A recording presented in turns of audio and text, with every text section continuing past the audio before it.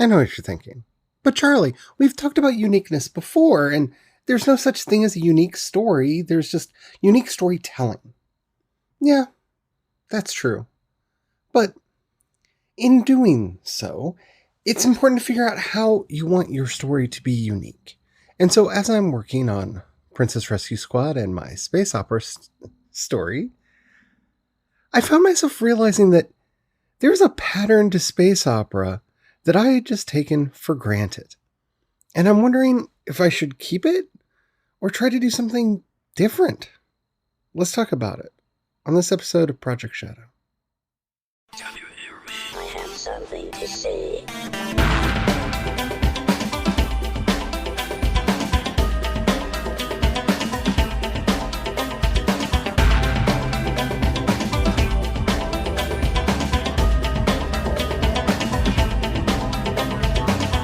Project Shadow starts now. Hello, everyone. How are you doing today? My name's Charlie. You might know me better as sci-fi fantasy writer C.E. Dorset. And I would like to start today's episode by saying bonjour, because according to my analytics, the majority of the listeners to this podcast are in France.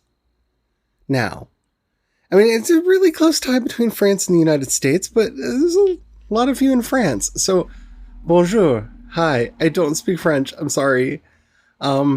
I actually did a thing in Google Translate that I was going to do is that I thought would be funny, and then I was like, yeah, butchering somebody else's language is not funny. So I decided not to do that. Because while I might be able to get the words right if Google Translate translated properly, I would not pronounce them properly, and I know that. So, hello everyone in France. I would love to know how you found out about me and what you like about the show. Because I find that strange. Just because I don't know, I'm surprised that anybody listens to anything that I do.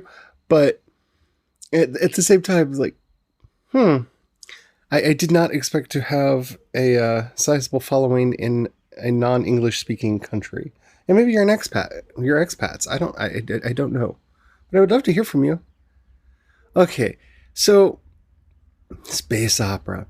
First of all, I feel like I have to say, don't get worried. The Princess Rescue Squad stuff is still in production, but you know, I have to go where my mind is, and my mind's flipping back and forth between fairy tales and sci-fi right now because I want escape, and depending on what I'm working on, which one is actually providing that right now. So,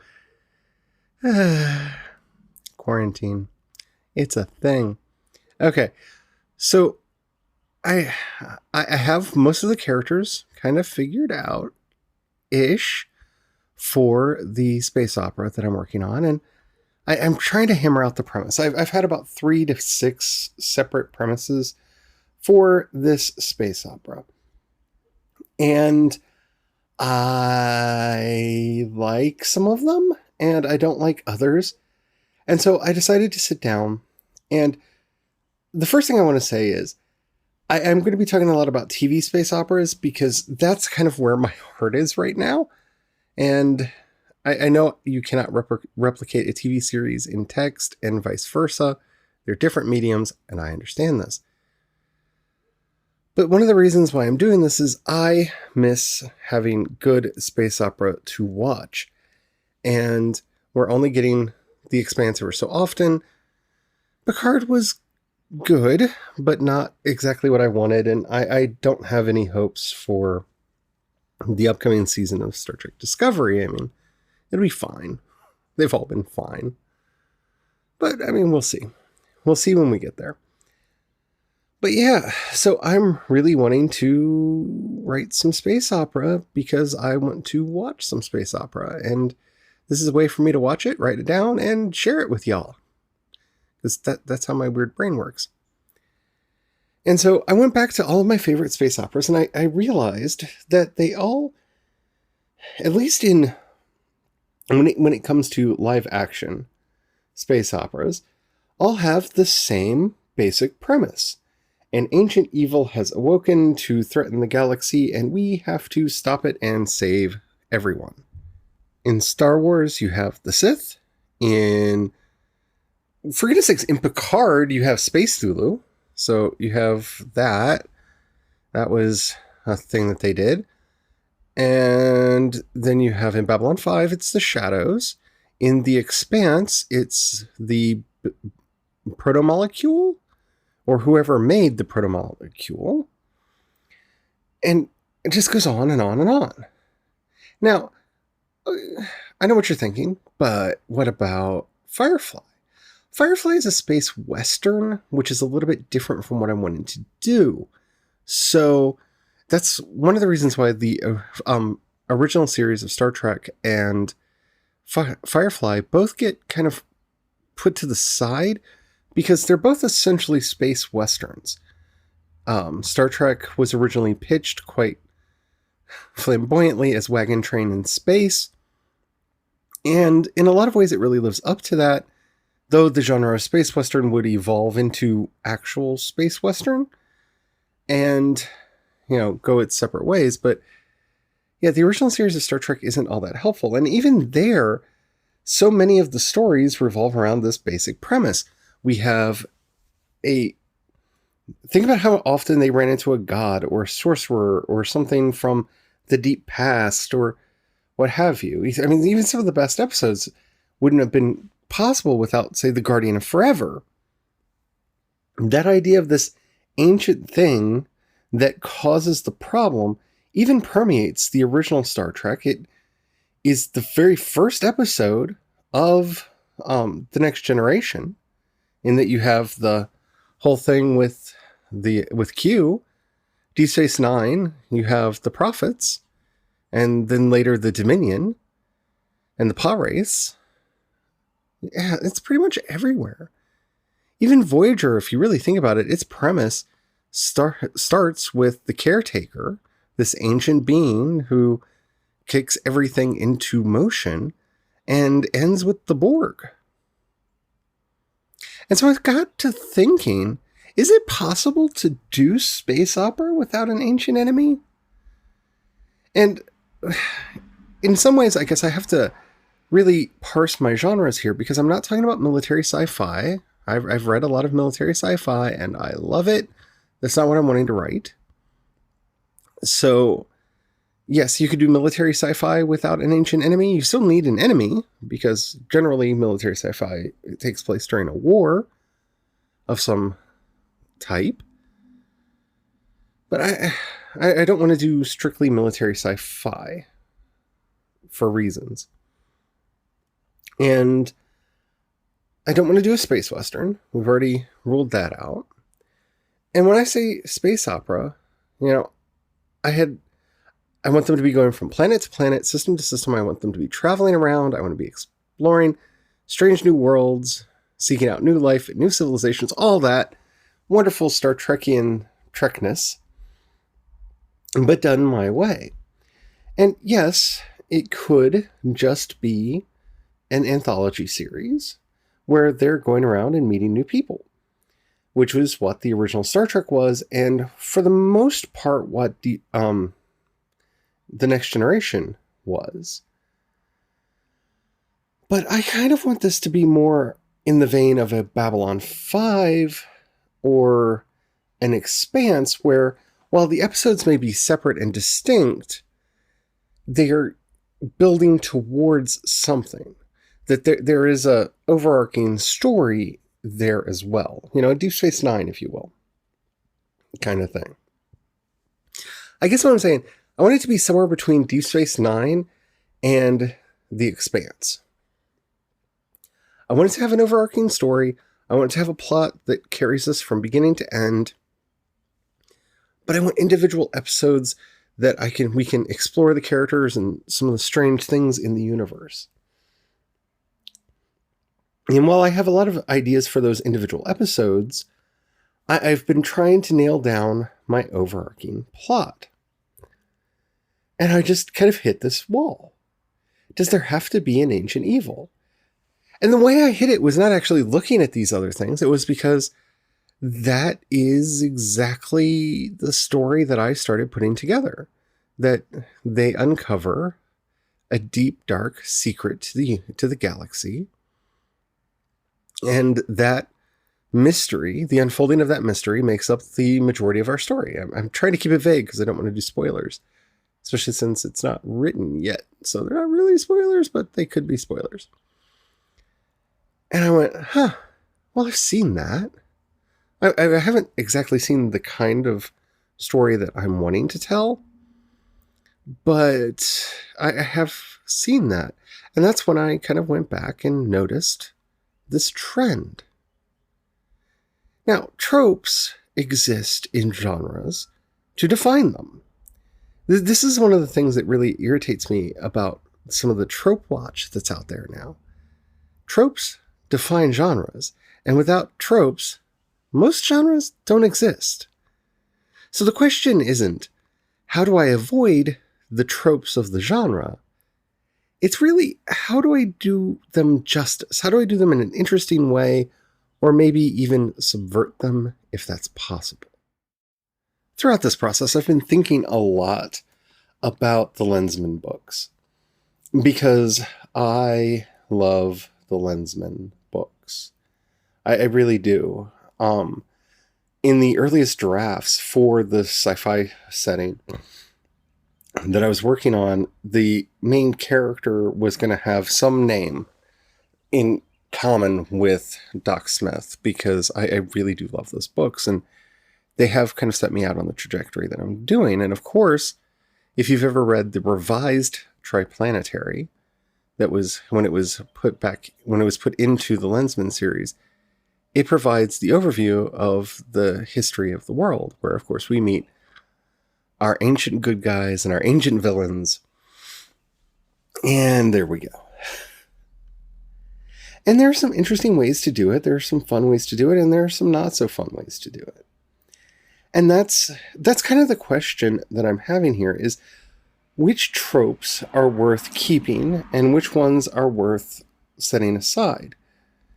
Because in constructing this story, I am trying to maximize fun. I mean, that's kind of my goal with all of my writing projects right now, is just with everything going on, I'm not saying that the stakes can't be high or anything like that, but I want them to be fun, exciting. I just wrote a meditative trilogy on death that I will edit at some point after all of this has gone by, because, ooh, yeah, now is not the time to be sitting around thinking about that. And so I'm trying to have fun with it. And that's where this all kind of starts playing around. How exactly do I have fun with these ideas in a way that I want to do it? That's really the question for any of our work, isn't it? Trying to collect the tropes that we like and get rid of the ones that we don't. Like, I really want the ship to have fighters on it because that's something that I really enjoy. And when I think about how realistic space combat would work, fighters are an integral part to it. They wouldn't have a lot. They're not going to be a large carrier, but they would have a number of fighters and a fighter squadron in tow. So that's part of what I've been thinking about. And of course, if they're going to have fighters, then there needs to be a reason for them. And ... See, I'm trying not to do spoilers. This is really hard.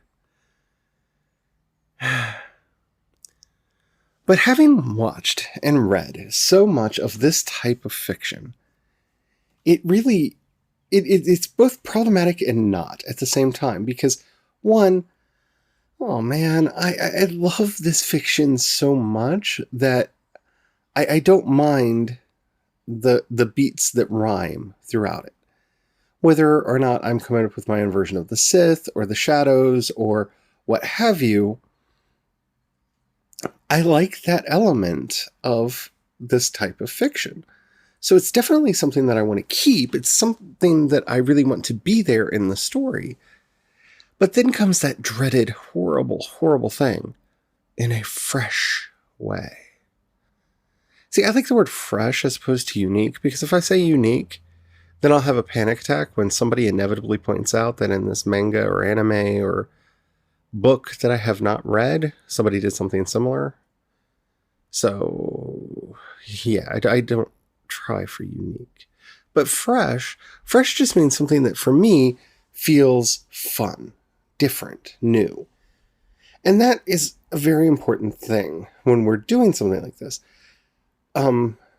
Different genre altogether, but Pacific Rim was not unique in any way, shape, or form. Giant monsters are invading the Earth. We build giant mechs to fight them.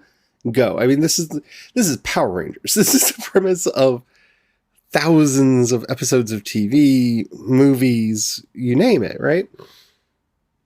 But Pacific Rim made it feel fresh because it came through that lens, that very Guillermo del Toro lens.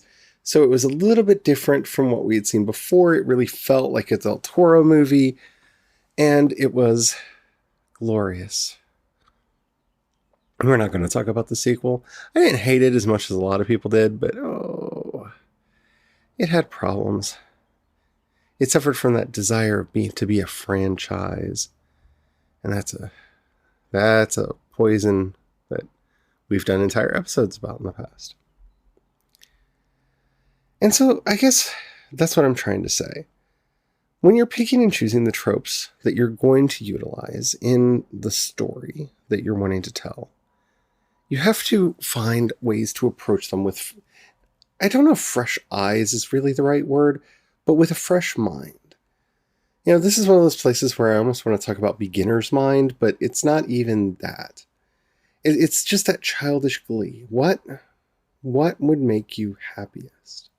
What would give you the most joy to put on the page? What would fill you with the desire to get up every day and write this story? Because in the end, a story that never gets written, well, never happened. So we have to have that oomph, that energy to get up and write. So in looking at these genres and looking at how we want to incorporate them into our work, because I really do kind of approach my fiction, at least, very genre oriented, because I have desires. I want this kind of a thing or that kind of a thing. And so I generally know its genre first. And all of them have their tropes and conventions. Now, some of which I'm definitely going to ignore. There's not going to be a character that says, oh, that's a very human way of doing things, because I hate that. And actually, I gotta be careful here. I don't hate that character because Spock and Tuvok and Data are three of my favorite characters, but I always cringe when they say things like human emotions. I don't like that phrase. I don't like that phrase at all. Or that's a human custom. Yeah, but you're on a multicultural ship and you're supposed to be exploring other people's cultures. Oh, Tuvok. Yeah. So that's definitely a trope I'm not going to be using. But as far as the ancient evil, I don't know. I don't know. Because it is so integral to the story. And even if it's not an ancient evil, it would be a predating Cold War situation, which is often part of these stories too. I mean, even in The Expanse, not only do you have the proto-molecule and everything that spills out from that, but you also have the rivalry between Earth and Mars and the Belters, and yeah, it's a bit much. In a good way. But it's you still have those elements. And so that's kind of where I'm toying around right now. Because I love the idea of having that kind of ancient mystery. I'm just going to leave it at that. An ancient mystery. But finding a way to do it that feels fresh and fun. That's a challenge. And it's the challenge that makes the project worth doing, isn't it? I mean, we talked about that yesterday when we talked about flow. So, how are you challenging yourself?